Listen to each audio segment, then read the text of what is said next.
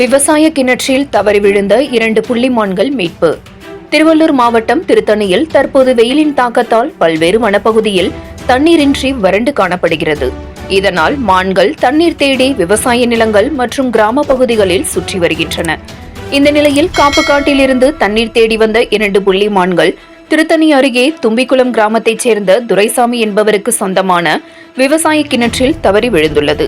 இதை பார்த்த விவசாயி துரைசாமி உடனடியாக தீயணைப்பு துறைக்கு தகவல் தெரிவித்தார். பின்னர் அங்கு வந்த தீயணைப்பு வீரர்கள் 1 மணி நேரத்திற்கும் மேலாக போராடி கிணற்றில் இருந்த 2 மான்களை பிடித்து பின்னர் கயிற்றின் மூலம் பத்திரமாக மீட்டு வனத்துறை அதிகாரிகளிடம் ஒப்படைத்தனர். அதன்பின் 2 மான்களுக்கும் முதலுதவி சிகிச்சை அளித்து பின் வனப்பகுதியில் விடப்பட்டது. 7 Green News செய்திகளுக்காக திருத்தணி செய்தியாளர் மணிகண்டன்.